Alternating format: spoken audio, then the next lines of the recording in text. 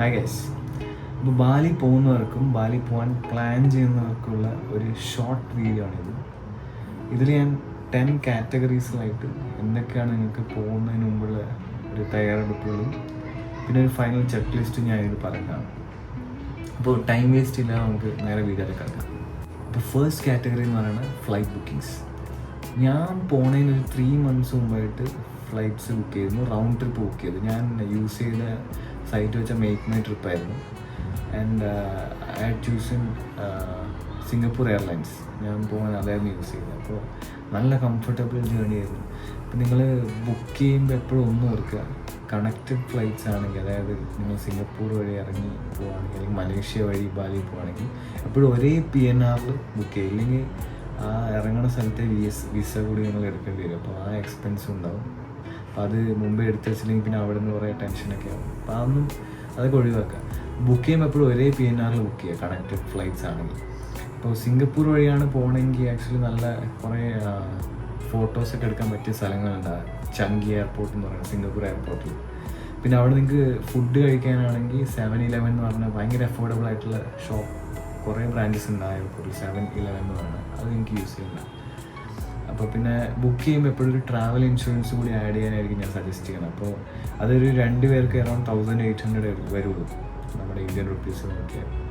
ഞാൻ പിന്നെ Singapore airlines choose ചെയ്യാൻ കാരണം എന്ന് വെച്ചാൽ ഭയങ്കര കംഫർട്ടബിളാണ് ജേർണി, നല്ല സർവീസ് ആയിരുന്നു, ഫുഡ് ഇൻക്ലൂഡഡ് ആണ്, പിന്നെ ബ്ലാങ്കറ്റ്സും പിന്നെ ബാക്കി കംഫർട്ട് വരുന്ന കുറേ ഐറ്റംസൊക്കെ അവർ പ്രൊവൈഡ് ചെയ്യുന്നുണ്ട്. അപ്പോൾ അത് നല്ലൊരു ഡീലായിരിക്കും നിങ്ങൾക്ക് സിംഗപ്പൂർ എയർലൈൻസ് 3 months മുമ്പ് നോക്കിയാൽ അഫോർഡബിൾ റേറ്റിൽ കിട്ടുന്നതായിരിക്കും.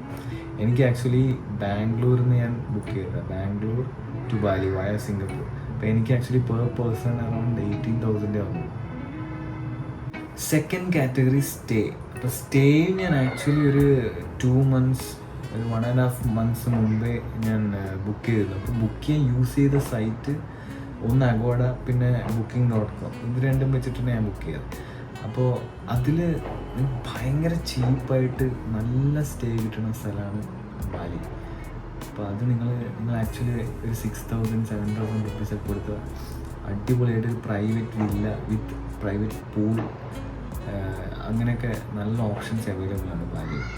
അപ്പോൾ അവിടെ എന്ന് വെച്ചാൽ ബ്രേക്ക്ഫാസ്റ്റ് ഒരു 8 ആകുമ്പോഴായിരിക്കും മോസ്റ്റ്ലി അവിടെ എല്ലാ ഹോട്ടൽസും ഒരു 8 ആകുമ്പോഴാണ് രാവിലെ തുടങ്ങുന്നത്. അപ്പോൾ അതിനനുസരിച്ച് നിങ്ങൾ വിത്ത് ബ്രേക്ക്ഫാസ്റ്റോ അല്ലെങ്കിൽ വേണമെങ്കിൽ രാവിലെ എവിടെയെങ്കിലും പോകാനുള്ള പ്ലാനാണെങ്കിൽ വിത്തൗട്ട് ബ്രേക്ക്ഫാസ്റ്റുള്ളതും നിങ്ങൾക്ക് സ്റ്റേയിൽ ചൂസ് ചെയ്യാവുന്നതാണ്. പിന്നെ പൂൾ ബ്രേക്ക്ഫാസ്റ്റോ അങ്ങനത്തെ ഒക്കെ ഓപ്ഷൻ വേണമെങ്കിൽ അത് തലേദിവസം അവരുടെ പറഞ്ഞാൽ അവർ അറേഞ്ച് ചെയ്യുന്നതാണ്. പിന്നെ അവിടെ ഒന്ന് നിങ്ങൾ ശ്രദ്ധിക്കേണ്ടതെന്ന് വെച്ചാൽ ചാർജ് ചെയ്യാൻ ഒരു അഡാപ്റ്റർ അവിടെ 2-pin അഡാപ്റ്ററാണ്, കുറച്ചൊരു സെപ്പറേറ്റ് അഡാപ്റ്റർ, നമ്മുടെ നാട്ടിലുള്ള പോലത്തെ ഒരു അഡാപ്റ്റർ അല്ല. അപ്പോൾ അത് നിങ്ങൾ ഒന്നുകിൽ ഇവിടുന്ന് കൊണ്ടുപോകണം അല്ലെങ്കിൽ അവിടെ ലോക്കൽ ഷോപ്സിൽ കുറേ കിട്ടുന്നതാണ്. പിന്നെ കുറച്ച് നല്ലൊരു എക്സ്പെൻസീവ് ആയിട്ടുള്ള ഹോട്ടൽസിലൊക്കെ അത് പ്രൊവൈഡ് ചെയ്യുന്നുണ്ട് അവർ. പിന്നെ അവിടുത്തെ വെള്ളം കുറച്ചൊരു സലൈൻ, കുറച്ചൊരു സോൾട്ടി ടൈപ്പ് വെള്ളമാണ്, ചെറുതായിട്ടൊരു ഹാർഡ് വാട്ടറാണ്. അപ്പോൾ നിങ്ങൾ നല്ലൊരു ഷാമ്പു ഇവിടുന്ന് കൊണ്ടുപോകണമായിരിക്കും നല്ലത്. കാരണം ഹോട്ടൽസിൽ പ്രൊവൈഡ് ചെയ്യുന്ന ഷാമ്പൂസ് എനിക്ക് അത്രത്തോളം നന്നായിട്ട് തോന്നിയില്ല. സോ ഞാൻ അവിടെ നിന്ന് വാങ്ങേണ്ടി വന്നെങ്കിൽ. അപ്പോൾ നിങ്ങൾക്ക് യൂസ് ചെയ്യണ വല്ല റെഗുലറായിട്ട് യൂസ് ചെയ്യാനുള്ള ഷാമ്പു ഉണ്ടെങ്കിൽ അതെടുക്കുന്നതായിരിക്കും നല്ല ഓപ്ഷൻ. തേർഡ് കാറ്റഗറി കറൻസിയുടെ കാര്യമാണ്. അപ്പോൾ അവിടുത്തെ കറൻസി എന്ന് വെച്ചാൽ IDR, ഇന്തോനേഷ്യൻ റുപ്പിയ എന്ന് പറയും. അപ്പോൾ അത് ഏകദേശം ഇവിടുത്തെ നമ്മുടെ ഇന്ത്യൻ കറൻസി 1 രൂപ എന്ന് വെച്ചാൽ അവിടെ ഏകദേശം ഒരു 191 റുപ്പീസ് അങ്ങനെയൊക്കെ ആയിട്ടാണ് വരും. 191 ഇന്തോനേഷ്യൻ റുപ്പിയ എന്ന് പറയുന്നത്.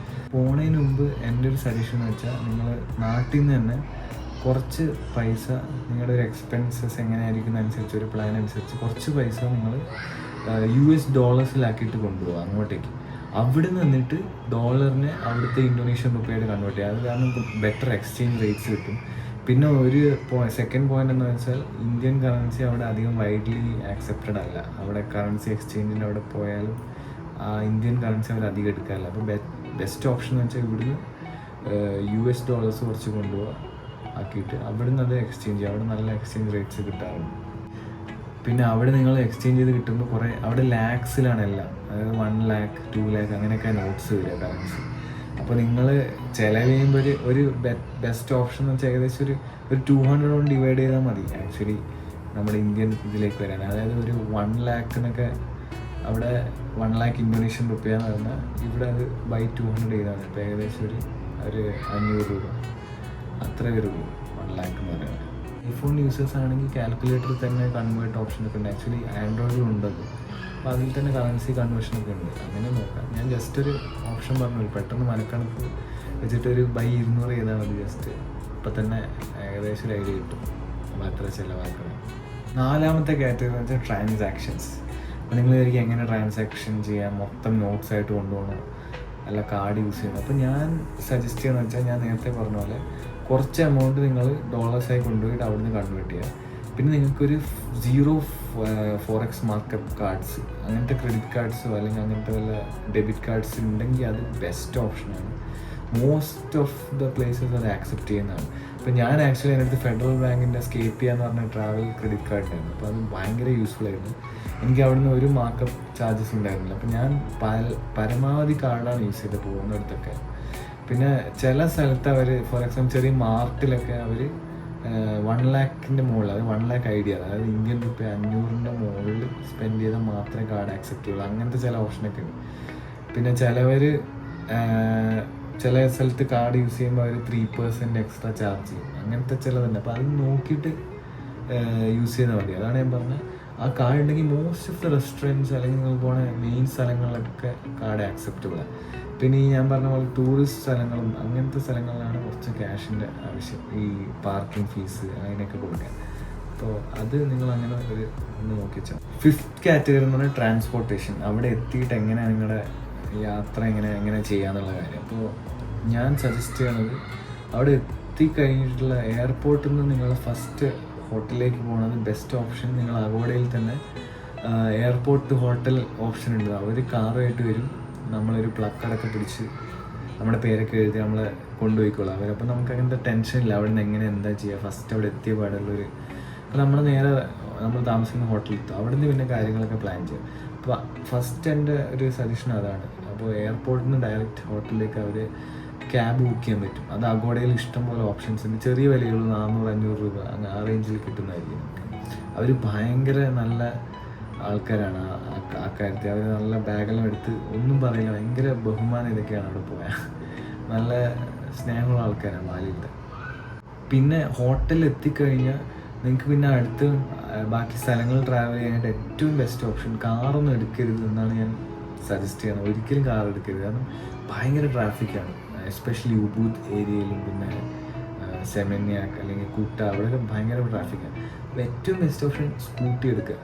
Scooty actually per day around 500 റുപ്പീസേ ഉള്ളൂ അവിടെ സ്കൂട്ടിക്ക്. അപ്പം അത് നല്ലൊരു ഓപ്ഷനാണ്. ട്രാഫിക്കൊന്നും ഒരു ഇഷ്യൂസും വരില്ല, നമുക്ക് സൈഡിലൂടെ എല്ലാം സുഖമായിട്ട് പോകാം. പിന്നെ ഈ സ്കൂട്ടി എല്ലായിടത്തും അവൈലബിളാണ്. നിങ്ങൾ താമസിക്കുന്ന ഏത് ഹോട്ടലാണെങ്കിൽ ശരി അതിൻ്റെ മുറ്റത്തും അല്ലെങ്കിൽ അവരുടെ തന്നെ ആയിട്ട് അറേഞ്ച് ചെയ്യും കുറേ ഹോട്ടൽസ് നമുക്ക് ആക്ച്വലി അങ്ങനെയായിരുന്നു. അല്ലെങ്കിൽ അതിൻ്റെ കുറച്ചൊന്ന് നടന്നവർ 10 മീറ്റർ അപ്പുറത്തും ഇപ്പുറത്തായിട്ട് എന്തായാലും ഇതുണ്ട് അവൈലബിൾ. പക്ഷെ ഒന്ന് പറ്റിക്കപ്പെടാതെ നോക്കുക. കാരണം സ്കൂട്ടി എടുക്കുമ്പോൾ തന്നെ അതിൻ്റെ ഒരു മൊത്തത്തിലൊരു വീഡിയോ എടുത്ത് വെക്കുക. അതിൽ എവിടെയെങ്കിലും സ്ക്രാച്ച് ഉണ്ടോന്നോ എല്ലാവരും വീഡിയോ എടുത്ത് വെക്കുക. നിങ്ങൾക്ക് സ്കൂട്ടി എടുക്കാൻ ആക്ച്വലി ജസ്റ്റ് പാസ്പോർട്ട് നമ്പർ മാത്രം എഴുതി കൊടുത്താൽ മതി, ഒരു സൈൻ ഇട്ടാൽ മതി. അവർ എത്ര ദിവസത്തേക്കാണെങ്കിൽ വെച്ചിട്ട് തരും. പക്ഷേ ഒരു ഡേ എടുക്കുന്നതിനേക്കാൾ ഇപ്പോൾ നിങ്ങൾ ആ സ്ഥലത്ത് കുറേ ദിവസം ഉണ്ടെങ്കിൽ അത്രയും ദിവസത്തേക്ക് എടുത്താൽ കുറച്ചും കൂടി റേറ്റ് കുറയ്ക്കുക വരും. അപ്പോൾ അത് നോക്കുക. പിന്നെ നിങ്ങൾക്ക് വേറെ ഓപ്ഷൻ എന്ന് വെച്ചാൽ ഗ്രാബ് അല്ലെങ്കിൽ ഗോജക്ക് എന്ന് പറഞ്ഞ ആപ്പ് ഉണ്ട്. അപ്പോൾ അതിൽ നിങ്ങൾക്ക് ടാക്സി ബുക്ക് ചെയ്യാൻ വേണമെങ്കിൽ അങ്ങനെ ഞാൻ പോയിട്ടുണ്ടായിരുന്നു ആക്ച്വലി ചില ആവശ്യങ്ങൾ. ഇപ്പോൾ കുറച്ച് ദൂരെയൊക്കെ ആണെങ്കിൽ നമുക്ക് സ്കൂട്ടിയും ബാഗെല്ലാം എടുത്ത് പോകാൻ വയ്യെങ്കിൽ നമുക്ക് അതിൽ ചെയ്യാം ഗ്രാബും ഗോജക്കൊക്കെ ആണെങ്കിൽ. അതിൽ നിങ്ങൾക്ക് ഇവിടുത്തെ ഓല ഊബറൊക്കെ പോലെ അവിടെ ഗ്രാബ് ഗോജക്കാണ്. ഗ്രാബിൽ ആക്ച്വലി നമുക്ക് ഫുഡ് ഓർഡർ ചെയ്യാം. നല്ല നമ്മുടെ ഇവിടുത്തെ സൊമാറ്റോ സ്വിഗ്ഗി ആ ഓപ്ഷനും ഉണ്ടാവില്ല. അപ്പോൾ അത് നിങ്ങൾക്ക് യൂസ് ചെയ്യാവുന്നതാണ്. പിന്നെ അവിടുത്തെ പെട്രോൾ വില ഏകദേശം 60 രൂപ അതേ ഉള്ളൂ പെർ ലിറ്റർ. അപ്പോൾ ഞാൻ സജസ്റ്റ് ചെയ്യണ പെട്രോൾ പമ്പിൽ നിന്ന് തന്നെ അടിക്കുക. കാരണം അത് നമുക്ക് പ്രോപ്പർ റേറ്റ് കിട്ടും. അല്ലാതെ നിങ്ങളിനി പോണ വഴിക്ക് കുടുങ്ങുന്ന അവസ്ഥ വല്ല ആണെങ്കിൽ മാത്രം, കാരണം പോണ വഴിക്ക് ഇഷ്ടംപോലെ ചെറിയ ഷോപ്സിൻ്റെ മുമ്പിൽ ഈ പെട്രോൾ ഇങ്ങനെ ബോട്ടിൽ നിറച്ച് വെച്ചിട്ടുണ്ടാവും, അവർ വിൽക്കുന്നുണ്ടാവും. അത് പക്ഷേ കുറച്ച് അധികമായിട്ട് അവർ പൈസ വയ്ക്കും. കാരണം ഓഫ് കോഴ്സ് അത് പെട്രോൾ പമ്പല്ല. പിന്നെ നമ്മൾ എന്താ വേറെ വഴിയില്ലാത്തതുകൊണ്ട് വാങ്ങുന്നതുകൊണ്ട് നമ്മൾ വാങ്ങിപ്പോകും. ആക്ച്വലി ഒരു 150 രൂപ പെർ ലിറ്റർ അത്രയൊക്കെ അവർ ചോദിക്കും. അപ്പോൾ നിങ്ങൾ പരമാവധി പെട്രോൾ പമ്പിൽ അടിക്കാൻ നോക്കുക. ഇനിയിപ്പോൾ വേറെ ഓപ്ഷനൊന്നുമില്ല പെട്രോൾ തീരാനായി എന്നൊക്കെ വെക്കുകയാണെങ്കിൽ അങ്ങനെ നിങ്ങൾക്ക് യൂസ് ചെയ്യാൻ. പിന്നെ ഈ സ്കൂട്ടി ഓടിക്കാൻ നിങ്ങൾക്ക് ഇൻ്റർനാഷണൽ ലൈസൻസ് ആണെന്നും വേണ്ട, ഒരാവശ്യമില്ല. പലരും പറയും അതൊക്കെ എന്തായാലും വേണം, പോലീസ് പിടിക്കുന്നൊക്കെ. അങ്ങനത്തെ ഒരു ഇഷ്യൂസും ഞാൻ ഫേസ് ചെയ്യില്ല. അവിടെ എല്ലാവരും പരമാവധി എല്ലാ ഫോറിനേഴ്സും സ്കൂട്ടി തന്നെയാണ്. ഒരാളും ചെക്കിങ് ഒന്നും ചോദിക്കണില്ല. അപ്പോൾ നിങ്ങൾ അതൊന്നും എടുത്ത് വെറുതെ പൈസ വേസ്റ്റ് ചെയ്യേണ്ടതാണ് എൻ്റെ അഭിപ്രായം. ഒരാവശ്യമില്ല. നിങ്ങളിനി അവിടെ അലമ്പൊന്നും ഉണ്ടാക്കാതെ മര്യാദ ഓടിക്കുകയാണെങ്കിൽ ഒരു ലൈസൻസ് ആവശ്യമില്ല.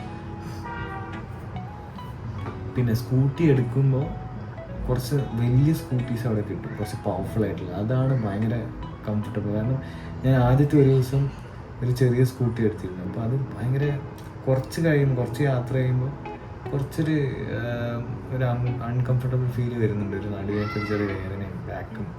അപ്പോൾ ബെസ്റ്റ് ഓപ്ഷൻ അവിടെ വലിയ സ്കൂട്ടീസ് കിട്ടും. അതിന് ചെറുതായിട്ടൊരു 100 രൂപ പെർ ഡേ റേറ്റ് കൂടുതലാണ്, പക്ഷേ അതായിരിക്കും നിങ്ങൾ ബെസ്റ്റ് ഓപ്ഷൻ. പിന്നെ ബാലിയിലുള്ള റോഡ് എന്ന് വെച്ചാൽ കിടിലൻ റോഡാണ്, നല്ല നീറ്റ് ആയിട്ടുള്ള റോഡാണ്. അവിടുത്തെ ആൾക്കാർ നന്നായിട്ട് ട്രാഫിക് പ്രോപ്പർ ഫോളോ ചെയ്ത് പോകണവരാണ്. സിഗ്നലാണെങ്കിലും അല്ല മെല്ലെ പോകുള്ള ആൾക്കാർ. അപ്പോൾ നിങ്ങളും എൻ്റെ ഒരു റിക്വസ്റ്റ് വെച്ചാൽ പോയിട്ട് അവിടെ അലമ്പുണ്ടാക്കരുത്. നന്നായിട്ട് അവർ ട്രാഫിക് റൂൾസൊക്കെ ഫോളോ ചെയ്ത് പോവുക, ഇല്ലെങ്കിൽ പോലീസൊക്കെ പിടിക്കാൻ സാധ്യത. കാരണം പൊതുവെ മോസ്റ്റ് ഓഫ് ദ ഈ ട്രാഫിക് സിഗ്നലിൻ്റെ അടുത്തൊക്കെ അവിടെ ഇങ്ങനെ സൈഡിൽ പോലീസുകാരുണ്ടാവും. അപ്പോൾ വെറുതെ അതിലൊന്നും പെടാതെ ട്രാഫിക് റൂൾസ് പാലിച്ച് പോയാൽ നല്ല സൗകര്യമായിരിക്കും. പിന്നെ ബാലിയിൽ ആക്ച്വലി നമ്മുടെ ഇന്ത്യ പോലെ തന്നെ ഇടത് ഭാഗത്തൂടെയാണ് ഡ്രൈവ് ചെയ്യുന്നത്. കാർസൊക്കെ നല്ല ഞാൻ ഞെട്ടിപ്പോയി ആക്ച്വലി. നമ്മുടെ ഈ നാട്ടിലേക്കാൾ എത്രയോ നല്ല അടിപൊളിയായിട്ട് ഡ്രൈവ് ചെയ്യാൻ കഴിയും. മെല്ലെ പോകുള്ളൂ. ആൾക്കാരൊക്കെ അവിടെ നിർത്തി തരും നമുക്ക് റോഡ് ക്രോസ് ചെയ്യാനാണെങ്കിൽ എന്താണെങ്കിൽ. ഇപ്പോൾ അത് നിങ്ങളെന്തായാലും ട്രാഫിക് റൂൾസ് ഫോളോ ചെയ്ത് വണ്ടി ഓടിച്ച് പോകാം. അടുത്ത കാറ്റഗറി ആക്ടിവിറ്റി ബുക്കിങ്സാണ്. അപ്പോൾ ഞാൻ ആക്ച്വലി എല്ലാ ആക്ടിവിറ്റീസും അവിടെ പോയിട്ടാണ് ബുക്ക് ചെയ്തത്. ഇവിടുന്ന് ക്ലൂക്ക് എന്നൊക്കെ പറഞ്ഞിട്ടുള്ള അവിടെ സൈറ്റിൽ പോയി ബുക്ക് ചെയ്യണം എന്നൊക്കെ പറയും. പക്ഷേ എൻ്റെ ഒരു സജഷൻ എന്ന് വെച്ചാൽ അവിടെ പോയി ബുക്ക് ചെയ്താൽ കുറച്ചും കൂടി ലാഭമാണ്. എല്ലാവരും തിരിച്ചേ പറയാം, എനിക്കറിയാം. ബട്ട് ഞാനവിടെ പോയിട്ട് എന്താണെന്ന് വെച്ചാൽ അവിടെ ഫോർ എക്സാമ്പിൾ ഞാൻ ATV റൈഡിൻ്റെ ഒരു ബേജി അഡ്വഞ്ചർ ക്ലബ് എന്ന് പറഞ്ഞ സംഭവത്തിലാണ് പോകുന്നത്. അപ്പോൾ അവിടെ എന്ന് വെച്ചാൽ അവിടുത്തെ ലോക്കൽസ് കുറച്ച് പേരുണ്ട്, അവരായിട്ട് കണക്ഷൻ, ഈ അഡ്വഞ്ചർ ക്ലബ്ബായിട്ട് കണക്ഷൻ ഉള്ളത്. അപ്പോൾ അവിടെ പോകുമ്പോഴേ അവർ നമ്മളോട് വരും, സാർ എന്നൊക്കെ പറഞ്ഞ് ഭയങ്കര ഇതായിട്ട് അവർ നമുക്ക് ഭയങ്കരമായിട്ട് കുറച്ച് തരും. എനിക്ക് ആക്ച്വലി ഒരു ഹാഫ് ദി റേറ്റ് ആക്കി തന്ന ഒരാൾ വന്നിട്ട് അയാൾ ഒന്നും ചോദിക്കില്ല. അയാൾ വേറെ ഒരു ബാക്കി എല്ലാം കഴിഞ്ഞിട്ട് വേറെ പൈസ ചോദിക്കും, ഒന്നുമില്ല. അയാൾ ജസ്റ്റ് നമ്മളെ ഹെൽപ്പ് ചെയ്യും. ഞാൻ ചെയ്തു തരാം സാർ എന്നൊക്കെ പറഞ്ഞ് കുറച്ച് തരും. പിന്നെ അവിടെ പോയിട്ട് ബുക്ക് ചെയ്താൽ അങ്ങനെ വലിയ റേറ്റ് ഒന്നുമില്ല, നോർമൽ റേറ്റ് തന്നെ. ഇവിടുന്ന് ബുക്ക് ചെയ്തിട്ട് ഭയങ്കര ലാഭം അങ്ങനെയൊന്നുമില്ല. ഒരു 100 രൂപ അങ്ങനെ എന്തെങ്കിലും വ്യത്യാസം ഉണ്ടെങ്കിലേ ഉള്ളൂ. അല്ലെങ്കിൽ നിങ്ങൾ അവിടെ പോയിട്ട് ബുക്ക് ചെയ്താൽ കുറച്ചും കൂടി ചിലപ്പോൾ കുറയ്ക്കും. അവരോട് ജസ്റ്റ് ബാർഗെയിൻ ചെയ്താൽ കുറച്ചും കൂടി കുറയ്ക്കും. പൊതുവേ നമ്മളാരും ബാർഗെയിൻ ചെയ്യില്ല, പക്ഷേ അവിടെ എല്ലായിടത്തും ഈ ചെറിയ ചെറിയ സ്ഥലങ്ങൾ എന്ത് ഷോപ്പിംഗ് ആണ്, എന്ത് വാങ്ങിക്കണം നല്ലോണം ബാർഗെയിൻ ചെയ്യാനാണ് ഞാൻ സജസ്റ്റ് ചെയ്യുന്നത്. ഇപ്പം ഞാൻ ഈ ATVക്ക് ബേജി റിവർ അഡ്വഞ്ചർ ക്ലബ് എന്ന് പറഞ്ഞ സ്ഥലത്താണ് പോയത്. എനിക്ക് ആക്ച്വലി 2 പേർക്കും കൂടി ഞങ്ങൾ പോയപ്പോൾ അറൗണ്ട് 5000 ആണ് ആയത് 2 പേർക്കും കൂടി. അതൊരു 1.5 hour റൈഡാണ്, അടിപൊളിയായിരുന്നു, ബെസ്റ്റാണ്. അതെങ്കിലും മിസ് ചെയ്തെന്നാണ് ഞാൻ സജസ്റ്റ് ചെയ്യുന്നത്. അപ്പോൾ ആക്ച്വലി അവർ ആദ്യം കാണിച്ച പ്രൈസ് ഏകദേശം ഒരു 10,000 രൂപയായിരുന്നു. അല്ലെങ്കിൽ ഞാൻ ഇന്ത്യൻ കറൻസിയിലാട്ടോ പറയണം, ഏകദേശം ഒരു 10,000 രൂപയായിരുന്നു. പക്ഷെ ഒരാൾ നമ്മളെ വന്നിട്ട് ഹെൽപ്പ് ചെയ്തു. നമ്മളോട് പറഞ്ഞ് ഞാൻ ബോസിനോട് സംസാരിക്കുക അവിടെ എന്നൊക്കെ പറഞ്ഞിട്ട് അയാൾ അതിന് പകുതിയാക്കി. എന്നോട് ചോദിച്ചു എനിക്ക് എത്ര തരാൻ പറ്റും. ഞാൻ പറഞ്ഞു 5,000 ആ റേഞ്ചേ പറ്റൂല. ഞാൻ നെറ്റിൽ നോക്കിയപ്പോൾ ആ റേഞ്ചാണ് കണ്ടത്. അപ്പോൾ അയാൾ പോയിട്ട് സംസാരിച്ചു, പകുതിക്ക് കിട്ടി. അപ്പോൾ അങ്ങനെയൊക്കെ ഉണ്ട്, അതാണ് ഞാൻ പറഞ്ഞത്. രണ്ടാമത്തെ വെച്ചാൽ അലാസറം എന്ന് പറഞ്ഞ സ്വിമ്മിൻ്റെ ആ സംഭവം എല്ലാവരും ചെയ്യണതല്ല. അവിടെ ആക്ച്വലി പക്ഷേ ഫിക്സ്ഡ് ആണെന്നാണ് എനിക്ക് തോന്നുന്നത്. കാരണം എല്ലാവരും അവിടെ ഫിക്സ്ഡ് റേറ്റൊക്കെ കാണിക്കുന്നത്, എല്ലാവരും അതാ പേ ചെയ്യണം. അപ്പോൾ അവിടെ വേറെ ഓപ്ഷനൊന്നുമില്ല. പിന്നെ ന്യൂസ പെനിഡ പറഞ്ഞ ഐലൻഡിൽ പോകുന്നവർക്കാണെങ്കിൽ അതും ഓൺ ദ സ്പോട്ട് തന്നെ. നിങ്ങൾ ഏത് പോർട്ടാണ് വെച്ചാൽ, അപ്പോൾ ഞാൻ പോയത് സനൂർ പോർട്ടാണ്. അപ്പോൾ അവിടെ നിങ്ങൾ രാവിലെ പോയാൽ അവിടെ പോർട്ടിൽ തന്നെ ഇഷ്ടംപോലെ ബോട്ട് സർവീസസ് ഉണ്ട്. അപ്പോൾ ഞാൻ ഒക്ടസാൽ എന്ന് പറഞ്ഞൊരു ബോട്ട് സർവീസ് ഞാൻ ചൂസ് ചെയ്തത്. നല്ല ബോട്ടായിരുന്നു, സേഫായിരുന്നു. അപ്പോൾ ഞാൻ സജഷൻ കുറച്ച് നല്ല ബോട്ടിനെ ചൂസ് ചെയ്യാം. കുറച്ച് പൈസ ലാഭിക്കാനായിട്ട് ഒരു ലോക്കൽ പരിപാടിയിലൊന്നും പോയത്, സേഫായിട്ട് തന്നെ എത്തണമെങ്കിൽ അതാണ് നല്ലത്. അപ്പോൾ അത് ഏകദേശം എനിക്ക് 3,000 സംതിങ് ആയിരുന്നു, 2 പേർക്ക് കൂടി ആയിരുന്നു റൗണ്ട് ദ ട്രിപ്പ്. അപ്പോൾ അതും എല്ലാം ഓൺ സ്പോട്ട് കിട്ടും. പിന്നെ അവിടെയും ഉണ്ട് കാർഡ് പേയ്മെൻ്റ് എല്ലാം ഉണ്ട് ഈ പോർട്ടിൽ. അപ്പോൾ അത് നിങ്ങൾ ക്യാഷായിട്ട് എടുക്കണമെന്ന് അങ്ങനെയൊന്നുമില്ല. ബോട്ടിൻ്റെ പോർട്ടിൽ അവിടെ എല്ലാം ക്യാഷ് മാത്രമല്ല കാർഡും ഉണ്ട്. നെക്സ്റ്റ് കാറ്റഗറി ഷോപ്പിങ്ങിന് ബെസ്റ്റ് ഉബുദ് ആർട്ട് ഗാലറി എന്ന് പറഞ്ഞൊരു സ്ഥലമുണ്ട്. ഉബുദിൽ തന്നെ നമുക്ക് സെർച്ച് ചെയ്ത് കിട്ടുന്നതാണ് ഗൂഗിൾ മാപ്സിൽ. അവിടെ ഇഷ്ടം പോലെ സ്ഥലങ്ങളുണ്ട്. എല്ലാം ആക്ച്വലി ഈ ബാലിയുള്ളത് മെയിൻലി സീഷെൽസ് കൊണ്ട് ഉണ്ടാക്കുന്ന കുറേ സോവനീഴ്സും പിന്നെ നമ്മുടെ നാട്ടിൽ നിന്ന് കിട്ടുന്ന പോലത്തെ കുറേ ഗോവയിലൊക്കെ കിട്ടുന്ന പോലത്തെ സാധനങ്ങളും. അപ്പോൾ അധികം അങ്ങനെ വലിയ രസമുള്ള കാര്യങ്ങളൊന്നുമില്ല, ഒരു യുണീക്ക് ആയിട്ടുള്ളൊന്നുമില്ല. പിന്നെ ഞാൻ സജസ്റ്റ് ചെയ്യുന്ന സീഷെൽസിൻ്റെ വേണമെങ്കിൽ കുറച്ച് നല്ല കാര്യങ്ങളൊക്കെ വാങ്ങിക്കാം, സാധനങ്ങളൊക്കെ. പിന്നെ കുറേ ഡ്രസ്സും അങ്ങനത്തെയൊക്കെയാണ്. അപ്പോൾ എല്ലാവരും നന്നായി ബാർഗെയിൻ ചെയ്യുക. കാരണം ഏകദേശം ഒരു 4000 രൂപ പറഞ്ഞ സാധനം അയാൾ അവസാനം ഒരു 700 രൂപയിൽ എത്തിച്ച്. ഞാൻ ജസ്റ്റ് ഒന്ന് ചോദിക്കുമ്പോൾ അയാൾ പകുതിയാക്കി, പിന്നെയും പകുതിയാക്കി. ഞാൻ പോകുന്ന കണ്ടപ്പോൾ അയാൾ പിന്നെയും അതിനേക്കാളും നല്ലോണം കുറച്ച്. അപ്പോൾ നന്നായിട്ട് ബാർഗെയിൻ ചെയ്യുക.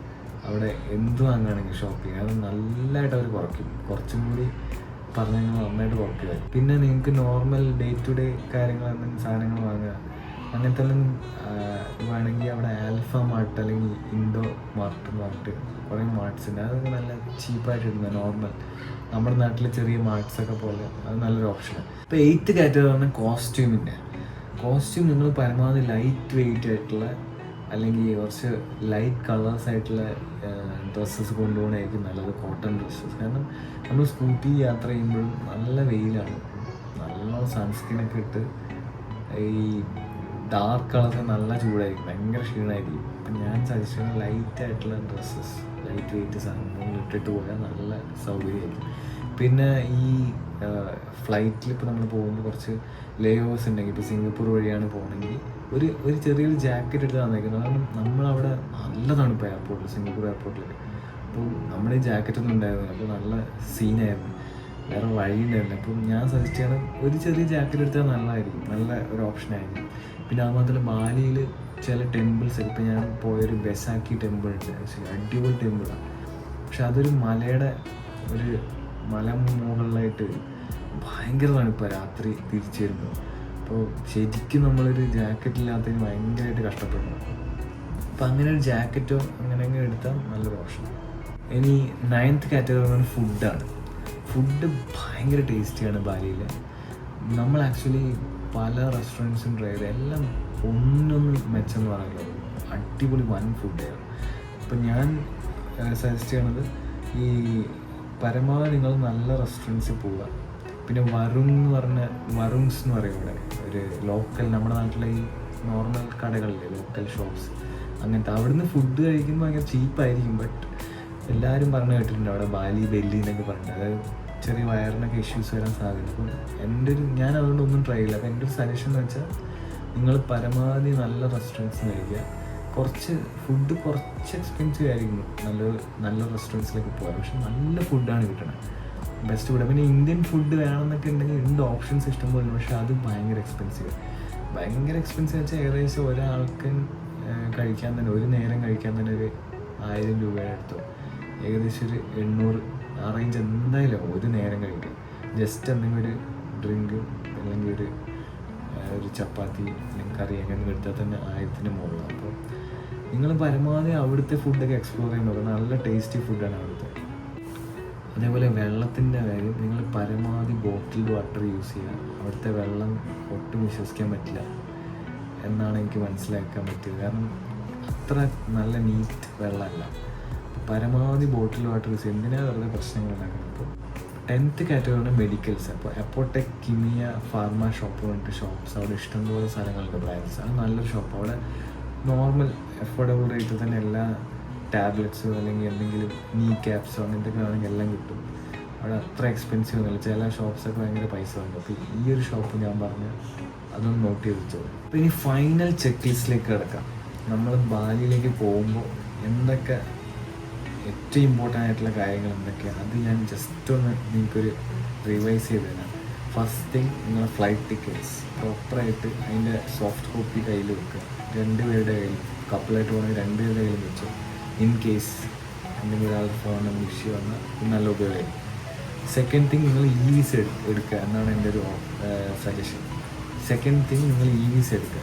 വിസ ഓൺലൈനിൽ അപ്ലൈ ചെയ്യാൻ ഈസിയാണ്, ഒന്നുമില്ല. നിങ്ങളുടെ പാസ്പോർട്ട്, പിന്നെ പാസ്പോർട്ട് സൈസ് ഒരു ഫോട്ടോ, പിന്നെ നിങ്ങൾ അവിടെ പോയി താമസിക്കുന്ന ഒരു ഹോട്ടലിൻ്റെ ഡീറ്റെയിൽസ്, ഈ 3 കാര്യങ്ങൾ മെയിൻലി അവർ ചോദിക്കുന്നത്. അതൊക്കെ ഫില്ല് ചെയ്ത് ഒരു 3-4 മിനിറ്റ്സിൽ തന്നെ നിങ്ങൾക്ക് ഓൺലൈൻ അപ്പം തന്നെ വിസ കിട്ടും. അപ്പോൾ പോണതിന് ഒരു ആക്ച്വലി 14 ഡേയ്സിൻ്റെ മുമ്പ് മുതലാണ് നിങ്ങൾക്ക് അപ്ലൈ ചെയ്യാൻ പറ്റുക ഈ വിസ. അപ്പോൾ ഞാൻ ആക്ച്വലി പോണതിന് 5-6 ദിവസം മുമ്പ് ഈ വിസ അപ്ലൈ ചെയ്ത് അന്ന് തന്നെ നമുക്ക് 2 പേർക്കും എല്ലാം കിട്ടി ഈ വിസ ഡീറ്റെയിൽസ്. പിന്നെ പോണതിന് മുമ്പ് ചെയ്യേണ്ട കാര്യം കസ്റ്റംസ് ഡിക്ലറേഷൻ. ഇതിൻ്റെയൊക്കെ ലിങ്ക് ഞാൻ ഡിസ്ക്രിപ്ഷൻ ബോക്സിലിടാം. അപ്പോൾ അത് ചെയ്ത് വെച്ചാൽ കുറച്ചും കൂടി ടൈം സേവ് ചെയ്യണം. കാരണം ഇല്ലെങ്കിൽ ഇതൊക്കെ ഇവിടെ എയർപോർട്ടിൽ എത്തിയിട്ട് അതൊക്കെ ചെയ്യേണ്ടി വരും, വേറെ തന്നെ ക്യൂ നിൽക്കണം, അങ്ങനെ പ്രശ്നമാണ്. അപ്പോൾ ഇതൊക്കെ നിങ്ങൾക്ക് മുമ്പ് ചെയ്ത് വെച്ചാൽ ഈസി ആയിരിക്കും. ആൻഡ് ലാസ്റ്റ് തിങ് എന്താണ്, സാത്തു സെഹത്ത് ഒരു ഹെൽത്ത് ഒരു ഫോം, ഡിക്ലറേഷൻ ഫോം. അപ്പോൾ അതും കൂടി ഒന്ന് ഫില്ല് ചെയ്യാം. അപ്പോൾ ഈ ഒരു 4 കാര്യങ്ങളേ ഉള്ളൂ മെയിൻ, വേറെ ഒന്നും അവിടെ ചോദിക്കില്ല. നിങ്ങൾക്ക് ഭയങ്കരമായിട്ട് ടൈം സേവ് ചെയ്യാം. അവിടെ ഇല്ലെങ്കിൽ ഈ വിസൊന്നും ഇല്ലെങ്കിൽ അവിടെ കുറേ ക്യൂ നിന്ന് ഒരു 1.5 മണിക്കൂർ ടൈം വേസ്റ്റായി. ഇതൊക്കെ എടുത്തിട്ട് പോയാൽ സെറ്റാണ്, ഇതിന് പോയി നോക്കാമല്ലോ. സോ ഗൈസ്, ഇത്രയേ ഉള്ളൂ. ഈ ഞാൻ പറഞ്ഞ കാറ്റഗറീസും ആ ഡീറ്റെയിൽസൊക്കെ നോക്കി, അതുപോലെ ഫൈനൽ ചെക്ക് ലിസ്റ്റ് ഒന്നുകൂടി നോക്കിയാൽ പിന്നെ നിങ്ങൾക്ക് ഒരു ടെൻഷനില്ല, നൈസായിട്ട് പോയി വരാൻ പാടില്ല. Okay, so all the best.